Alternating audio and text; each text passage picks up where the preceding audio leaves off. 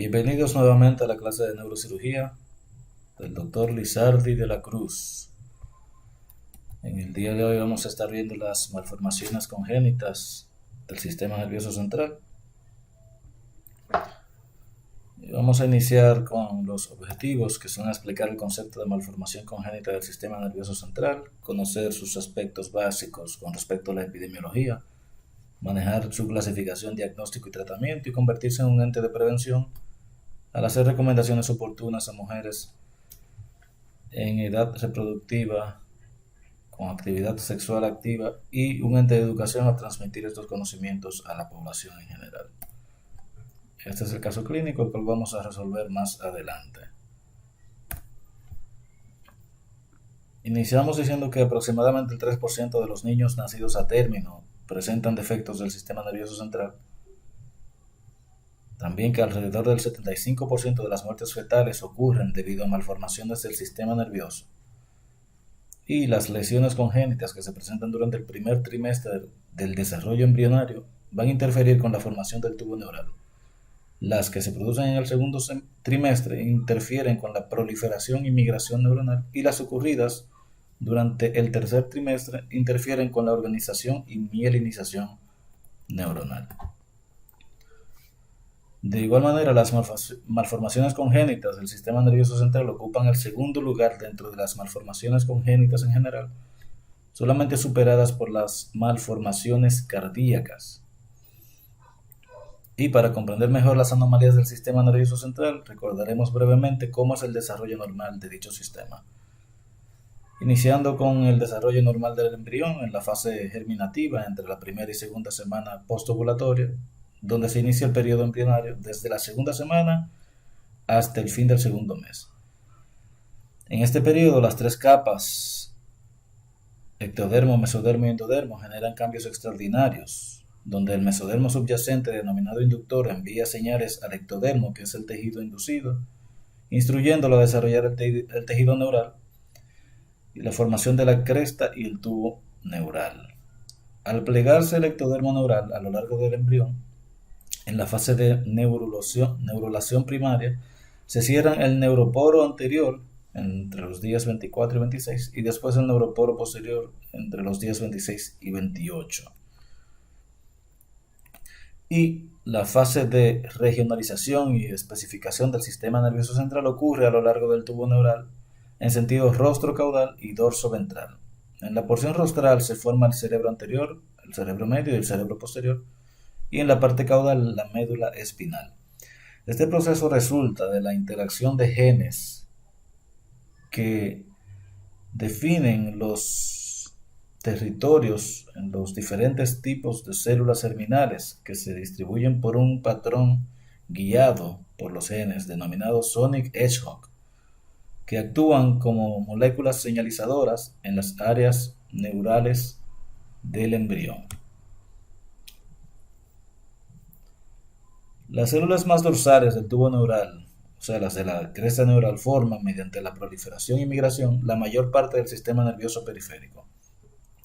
Muchas de estas células proliferan dentro del tubo neural y se adelgazan y desplazan a través de las paredes, moviéndose para ocupar posiciones clave en el neurodesarrollo, por ejemplo, el desarrollo del córtex del cerebro anterior, del prosencéfalo, donde la zona de la matriz germinal, tejido adyacente a la luz del tubo neural, o sea, el futuro sistema ventricular, contiene células madre neurales, que son las precursoras de las neuronas y de los dos tipos de células gliales, los astrocitos y los oligodendrocitos, que van a migrar a través de células gliales radiadas a ocupar sus lugares en las diferentes 6 capas de la corteza cerebral.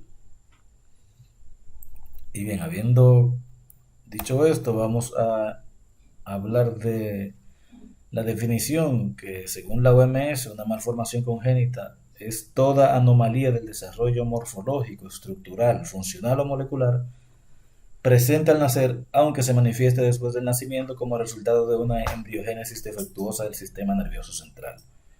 Los tipos de anomalías se han clasificado como malformaciones, displasia, alteraciones y deformaciones, definiéndose malformación como el defecto morfológico de un órgano, parte de él o región de mayor tamaño en el cuerpo. Las anomalías congénitas entonces incluyen no solamente defectos estructurales evidentes, sino también defectos microscópicos, errores del metabolismo, trastornos fisiológicos y anomalías celulares y moleculares. Las anomalías mayores comprometen la función y la aceptabilidad social y las anomalías menores en cambio no presentan problemas médicos ni cosméticos. Habiendo concluido con el objetivo 1, pasamos al siguiente objetivo, hablando de su epidemiología, recordando, como ya se mencionó, que aproximadamente el 3% de los niños nacidos a término presentan malformaciones congénitas del sistema nervioso central y que cerca del 75% de las muertes fetales ocurren debido a malformaciones del sistema nervioso central. Las mismas tienen una incidencia mundial de defectos congénitos oscilando entre los 25 y 62 por mil nacidos y al menos 53 por mil individuos tienen una enfermedad con vínculo genético que se manifiesta antes de los 25 años. La Organización Mundial de la Salud ha referido que entre el 4 y el 6% de los recién nacidos presentan alguna afección de causa total o parcialmente genética.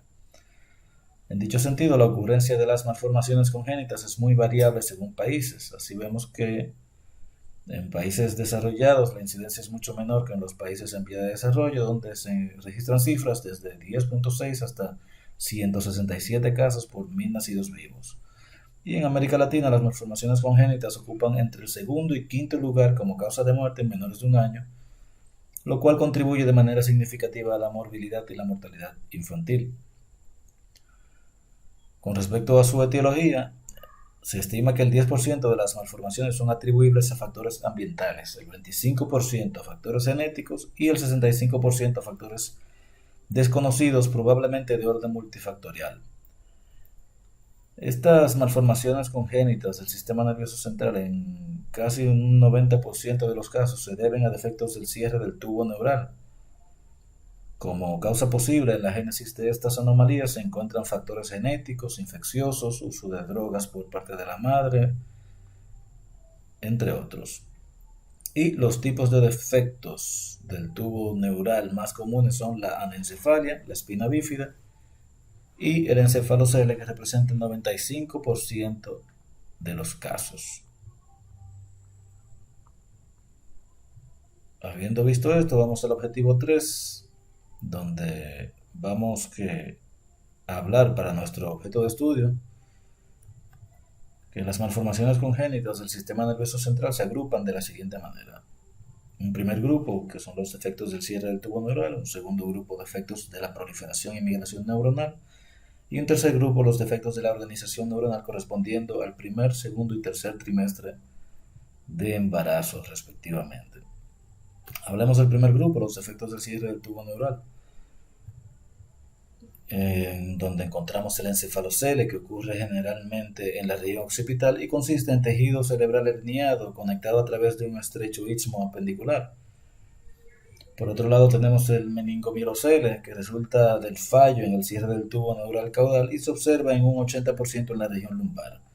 Esto es una condición disráfica extrema cuyo contenido herniario incluye tejido nervioso. Y aproximadamente el 75% de los pacientes con espina bífida tienen mielomeningocele. Dentro de este grupo se describen el mielocele, el mieloradiculocele y el meningocistocele. En el grupo de los encefaloceles, en los que existe un defecto mesenquimal con herniación de estructuras cerebrales y sus cubiertas a través de él, están descritos el cráneo bífido, el encefalomeningocele, donde solo hay protrusión de las meninges a través de un defecto, generalmente de la línea media, los encefaloceles anteriores, ya sean etmoidales, esfenoidales, nasoetmoidales y frontonasales, que se van a asociar a hipertelorismo, anomalías ópticas, alteraciones endocrinas y asociación a fístulas de líquido cefalorraquídeo. En este grupo de entidades encontramos que las mismas son susceptibles a corrección quirúrgica mediante abordaje del defecto y duroplastía para prevenir la aparición de meningitis recurrente. Actualmente podemos abordarla por vía transesfenoidal o combinando técnicas craneales y esfenoidales en colaboración con los servicios de endoscopía de otorrinolaringología. Finalmente, los encefaloceles posteriores con contenido occipital o cerebeloso pueden asociarse a malformación de Arnold-Chiari y de anomalía de la unión occipito-cervical susceptibles de corrección quirúrgica. También tenemos los disrafismos medulares, como son la raquisquisis y la espina bífida. El disrafismo espinal supone varias condiciones clínicas que implican fallas en el cierre del tubo neural y diferente a ese término, la raquisquisis se refiere a la fisura congénita de la columna vertebral que incluye alteraciones leves como la espina bífida oculta y otras mucho más graves como la espina bífida abierta o la raquisquisis vera. Estas se originan por un cierre defectuoso del neuroporo posterior y comprenden una amplia variedad de malformaciones, desde las más benignas como la espina bífida oculta sin lesión neurológica, hasta las más complejas como el mielomeningocele. En la espina bífida oculta hay un defecto en el cierre del arco posterior, generalmente del cuerpo vertebral de L5, asintomático en la mayoría de veces, y se detecta por alguna exploración radiológica en la que se observa la falta de cierre. La espina bífida tiene dos variantes, el meningocele, donde solo hay meninges en el saco disráfico, y el mielomeningocele, donde hay médula espinal, raíces y meninges, generalmente en ubicación dorsolumbar, lumbar o lumbosacra.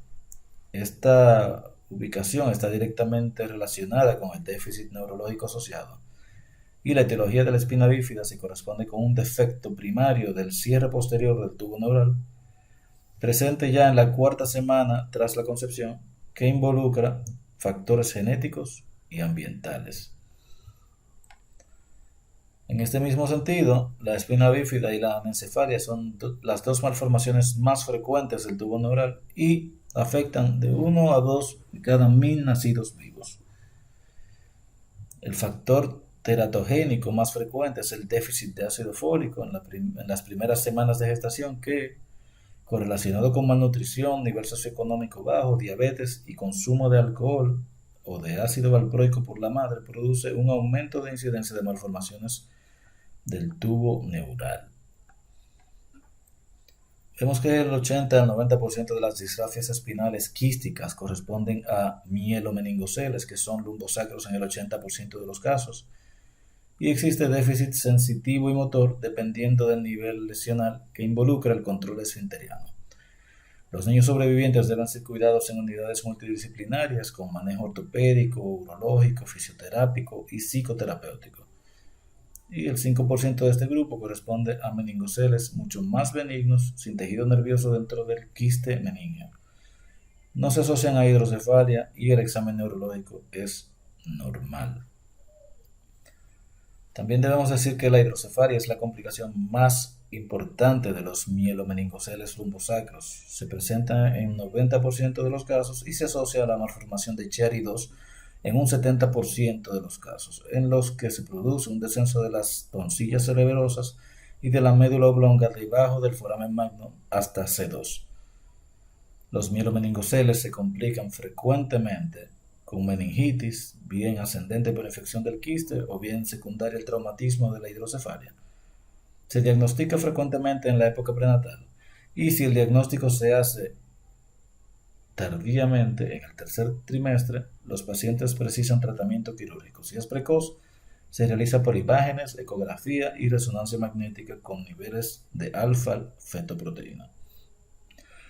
Finalmente, algunas disrafias espinales ocultas se asocian a estigmas dérmicos como nevos, lunares, vellosos, senos dermales o masas subcutáneas, donde, si existe déficit neurológico, se impone la realización de una resonancia magnética, donde podemos encontrar comunicación a lipomeningoceles o senos dérmicos que se asocian a lipomas intramedulares. Estos pueden producir meningitis recurrentes.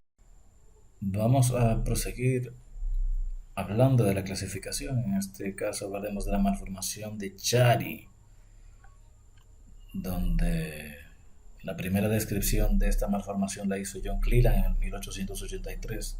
Sin embargo, fue Hans von Chiari en el 1891 quien describió una serie de pacientes con una malformación de la fosa posterior, donde hay descenso de las tonsillas cerebelosas a través del foramen magnum, y la clasificó en 4 tipos según su gravedad. Puede describirse como una anomalía en la posición del cerebelo, aislada o asociada a otras estructuras del neuroeje, y se asocia a siringomielia en un 25 a 75% de los casos, donde la forma más frecuente en el niño es la tipo 2, que se asocia a mielomeningocele. Entonces, en la malformación de Chiari tipo 1 es más frecuente en el adulto, entre la tercera y cuarta décadas de la vida. Consiste en un deceso de las amígdalas cerebelosas a través del agujero occipital, con ocasional descenso del bulbo raquídeo. Este descenso puede ser asintomático y se considera que un descenso de hasta 5 milímetros por debajo de la línea del agujero magno es normal. Cuando el descenso es mayor de 5 milímetros, entonces produce generalmente siringomielia, y allí se asocian los síntomas mixtos de la lesión de la unión cráneo-cervical y los generados por la siringomielia en sí. Estos pacientes presentan alteraciones de la sensibilidad termoalgésica en los miembros con disociación siringomiélica, o sea, falta de sensibilidad al calor, con quemaduras frecuentes, ataxia, dolor nucal intenso y asociación con hidrocefalia. Aquí se va a realizar una corrección neuroquirúrgica mediante craniectomía de la fosa posterior, resección del arco posterior del atlas y duroplastía. En la malformación de Chiari tipo 2, denominada también malformación de Arnold-Chiari, es la más frecuente en niños. Consiste en un desplazamiento axial descendente de las estructuras de la fosa posterior, dígase vermis, amígdalas, bulbo raquídeo, protuberancia y cuarto ventrículo, por debajo del agujero magno. La asociación con mielomeningocele lumbar e hidrocefalia es la regla, y las manifestaciones clínicas en el neonato son variables, con deterioro neurológico, troncoencefálico, estridor respiratorio y apnea, disfagia, opistótonos y tetraparesis. En edades mayores predominan la ataxia, el nistagmo y afección de pares craneales bajos.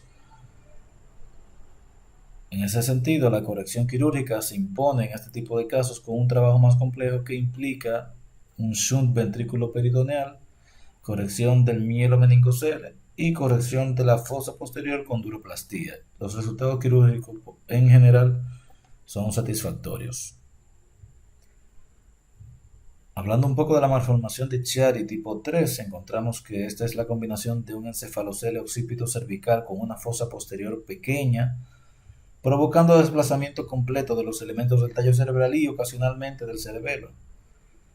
Se asocia con otras anomalías cerebrales como displasia tentorial, agenesia parcial o total del cuerpo calloso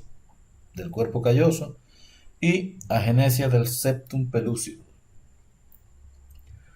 La malformación de Chiari tipo 3 es la forma menos frecuente, sin embargo es la más grave y muchas veces resulta incompatible con la vida. También tenemos la malformación de Chiari tipo 4, que consiste en una hipoplasia cerebelosa grave asociada a hipoplasia de las estructuras del tallo cerebral. También se puede asociar a mielomeningocele, pero se considera independiente de las otras 3 formas de malformación. Por último, una nueva forma de enfermedad, la malformación de Chiari tipo 0, la cual aún se encuentra en discusión, consiste en la no existencia de protrusión del cerebelo a través del foramen magnum, pero a pesar de ello los síntomas neurológicos se encuentran presentes. También hay otra patología congénita relacionada a estas estructuras y es el síndrome de Dandy-Walker, el que se observa dilatación quística del sistema ventricular con atresia del agujero de Luschka y Magendie. Y para concluir con el primer grupo de las malformaciones congénitas del sistema nervioso central, las del primer trimestre, hablaremos de la malformación de Dandy-Walker, donde hay agenesia total o parcial vermiana, dilatación del cuarto ventrículo y alargamiento de las estructuras de la fosa posterior. Aquí se produce una atresia de los forámenes de Luschka y Magendie, con persistencia de la estructura membranosa anterior que obstruye el cuarto ventrículo, aislándolo. Hay una dilatación quística del cuarto ventrículo que comunica con una megacisterna magna o hidrocefalia obstructiva evolutiva, asociándose a otras anomalías en un 68% y en un 25% a malformaciones no neurológicas asociadas como defectos de la línea media facial y cardiopatías congénitas. Entrando a los defectos de la proliferación y migración neuronal, estos conducen a la formación de microcefalia y la misma puede ser causada por irradiación o exposición a toxinas. En la tomografía computarizada vamos a encontrar ventrículos normales, lo que ayuda al diagnóstico, y otros defectos de migración o proliferación neuronal son la agenesia del cuerpo calloso, la lisencefalia, la paquigiria y la esquisencefalia. ¿Qué es la microcefalia? Bueno, la OMS la define como una malformación en la que el niño nace con un cráneo pequeño o en la que el cráneo deja de crecer después del parto. Dicho esto, podemos decir que la microcefalia consiste en el crecimiento anormal del perímetro craneal, estando por debajo de la media para la edad, sexo y edad gestacional. En la microcefalia hay una variante que es la microcefalia vera, en la que existe desproporción craneofacial y una importante pérdida de neuronas en las capas 2 y 3 del neocórtex. Es importante determinar la circunferencia cefálica baja en el periodo neonatal y de esta manera investigar si existe asociación con craneosinostosis, lo que podría requerir cirugía precozmente. Cuando existe una causa genética de microcefalia, se puede asociar a anomalías significativas como liberación piramidal, espasticidad y dificultades graves del aprendizaje.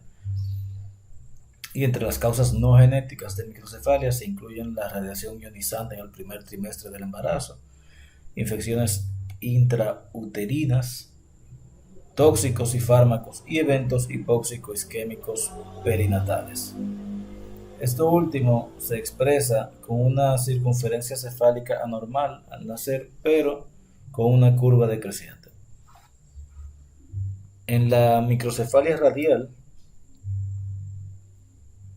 existen cerebros pequeños que conservan su estructura cortical radial en columnas, pero con reducción de elementos neuronales y gliales, y cursa con retraso mental y epilepsia. Hablaremos ahora de los defectos de la organización neuronal, los que suceden durante el tercer trimestre del embarazo. Y estos son desórdenes que afectan la signatogénesis y por tanto su demostración se hace con ayuda de técnicas microscópicas. Mencionaremos la hidranencefalia y la porencefalia. La hidranencefalia es la ausencia de los hemisferios cerebrales que son sustituidos por una estructura similar a un saco que contiene el líquido cefalorraquídeo. Se cree que es debida a un proceso destructivo que produce la licuefacción de los hemisferios cerebrales y su incidencia es de 1 a 2.5 por 10.000 nacidos vivos. Ecográficamente se presenta como una gran masa quística que rellena por completo la cavidad craneal con ausencia o discontinuidad de la corteza cerebral y del eco medio. Es típica la imagen de los tálamos protruyendo dentro de la cavidad quística. Puede presentar anomalías asociadas como la displasia renal o defectos cardíacos, al igual que anomalías cromosómicas como la trisomía. El pronóstico es muy mal presentado, muy frecuentemente se expresa con irritabilidad, clonos e hiperreflexia. La sobrevivencia de estos pacientes puede ser más o menos prolongada, aunque la mayoría fallecen en el primer año de vida. Y no parece que el riesgo de recurrencia esté aumentando. Por otro lado, la porencefalia o el quiste porencefálico es un término que incluye una serie de grandes lesiones corticales que comunican con el sistema ventricular. A diferencia de la esquisencefalia, el envoltorio de la cavidad suele contener sustancia blanca y tiene una incidencia muy baja, presentando las gestaciones multifetales una mayor incidencia.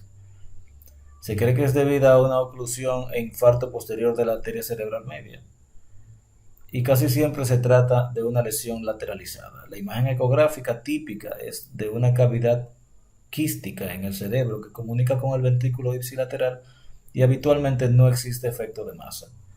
Con la excepción de la ventriculomegalia, es rara su asociación a otras anomalías. En este caso hay que realizar un diagnóstico diferencial con la esquistocefalia unilateral, que es difícil pero no importante en la práctica. También con el quiste aracnoideo, que es habitualmente simétrico y de paredes mejor dibujadas, no comunica con los ventrículos laterales y tiene efecto de masa. Con la hidrocefalia unilateral, de la que es fácilmente diferenciable, y con algunos tumores quísticos, aunque estos presentan efectos de masa y suele tener un contenido sólido quístico. La mayoría de los casos diagnosticados intraútero tienen un mal pronóstico con convulsiones, trastornos del desarrollo, hemiparesias y retraso mental, aunque algunos casos de pequeño grado pueden presentar un desarrollo normal. De los defectos neuropediátricos más comunes debemos señalar la hidrocefalia y la craneosinostosis. Bien, la hidrocefalia ha resultado ser la malformación congénita más frecuente en varias literaturas neurocientíficas y artículos revisados para estos fines y constituye la complicación más importante de los mielomeningoceles lumbosacros. Presenta un ensanchamiento del sistema ventricular debido a un bloqueo de la circulación del líquido cefalorraquídeo, a un aumento en la producción del mismo o a fallas en su reabsorción. Su causa más común es la estenosis del acueducto de Silvio. Ocurre en 2 por cada 1000 niños nacidos vivos y puede ser comunicante, donde se mantiene permeable todo el sistema ventricular, y no comunicante cuando se obstruye el sistema ventricular. También se puede clasificar de acuerdo a su momento de aparición en congénita y adquirida. Se trata neuroquirúrgicamente tan pronto sea diagnosticada y su tratamiento consiste en la colocación de un sistema de drenaje ventricular mediante el cual el líquido cefalorraquídeo es derivado con derivación ventrículo peritoneal o ventrículo atrial.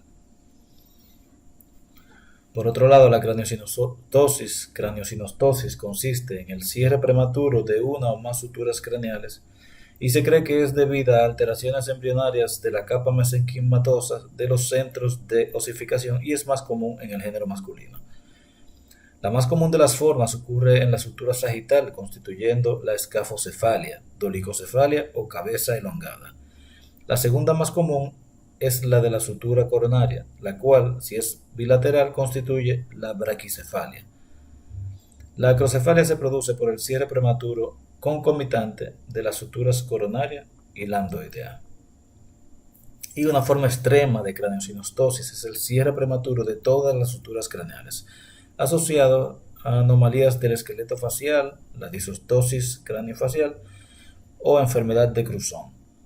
El diagnóstico se confirma a través de radiografía simple de cráneo y su tratamiento consiste en neurocirugía, obteniendo buenos resultados si es realizada a tiempo. La misma se indica con el objetivo de evitar la hipertensión intracraneal, el retraso mental y los defectos estéticos.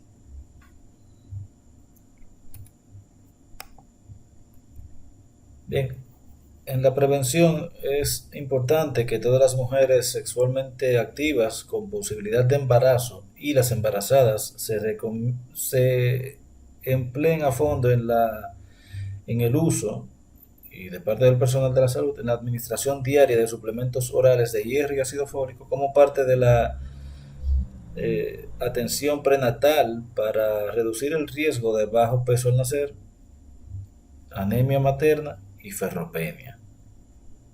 También sabiendo que podemos evitar las malformaciones congénitas en cualquiera de los 3 trimestres del desarrollo. La propuesta de pauta de administración diaria de suplementos de hierro y ácido fólico durante el embarazo y previo al embarazo consiste en 30 a 60 miligramos de hierro elemental y 400 microgramos, o sea 0.4 miligramos de ácido fólico diariamente. en todos los entornos a todas las mujeres sexualmente activas o previo al embarazo y embarazadas. Dicho esto, les dejamos con un video. Hola a todos, mi nombre es Juan José Rivera Guzmán y en este video vamos a hablar sobre el déficit de ácido fólico y defectos del cierre del tubo neural. El folato es una vitamina tipo B, la cual se puede encontrar de forma natural en alimentos como la soya, hígado, espinacas, legumbres y entre otras. En cambio, el ácido fólico es la forma artificial del folato y es la que nos podemos encontrar en diversos centros de salud. El ácido fólico o el folato van a trabajar con diversas vitaminas, especialmente con la B12, para cumplir ciertas funciones, como en la descomposición, en la utilización o para crear proteínas. Ayudan a formar eritrocitos y lo que más nos interesa en este tema, en la producción de ADN. Pero ¿cómo intervienen estas proteínas en los defectos del cierre del tubo neural? El tubo neural es un tubo presente en el embrión de donde se va a derivar el sistema nervioso central, es decir, el encéfalo y la médula espinal. Este tubo produce su cierre naturalmente a las 6 semanas tras la concepción. Los llamados defectos del tubo neural se producen como consecuencia de alteraciones en el cierre del mismo y pueden tener lugar a dos niveles, cerebro y columna vertebral. A nivel del cerebro se puede dar lugar a dos defectos, la anencefalia y la encefalocele. La anencefalia se caracteriza por la ausencia total o parcial del cerebro, incluida la bóveda craneal y la piel que la recubre. Y la encefalocele supone la herniación del cerebro y o las meninges a través de un defecto en el cráneo. A nivel de la columna vertebral podemos encontrar la llamada espina bífida, que agrupa una serie de malformaciones cuya característica común es una hendidura a nivel de la columna vertebral, que puede ir acompañada de un desplazamiento de las meninges o incluso de la médula espinal. Según los estudios de la Revista Colombiana de Obstetricia y Ginecología, la ausencia de cobalamina, o sea B12, y o folatos afectan a la producción de timina, un nucleótido esencial para la producción de ADN. Los folatos de los alimentos se encuentran en forma de poliglutamatos y al llegar al intestino se descomponen y se absorben en forma de monoglutamatos. Por este cambio puede ser que la cantidad de recomendada varíe. Es por esto que en los centros de salud se da más en su forma artificial, es decir, ácido fólico, ya que en este se encuentran los monoglutamatos como tal. Según el British Medical Research y el Centro Americano para el Control de Enfermedades, las dosis necesarias son las siguientes. Para mujeres sin antecedentes de anomalías en el embarazo, se les recomienda 0.8 miligramos al día de ácido fólico. Para mujeres con antecedentes de malformaciones en el embarazo, se les recomienda 4 miligramos al día. Muy bien, habiendo visto este interesante video, vamos al caso clínico que nos habla de un masculino de 35 años de edad sin antecedentes médicos de interés, que consulta por cervicalgia de varios años de evolución sin antecedentes traumáticos, con irradiación a hombros y que en los últimos meses se ha agravado con la presencia de parestesias en extremidades superiores, debilidad muscular, cervicobraquialgia y lumbalgia irradiada. Ante la sospecha de radiculopatía por hernia de disco, usted indica una resonancia magnética cervical que reporta rectificación a nivel cervical con pérdida de la lordosis fisiológica, descenso de amígdalas cerebelosas y cavidad hidrosiringomiélica a la altura de C2. Entonces, ¿cuál es el diagnóstico de este paciente?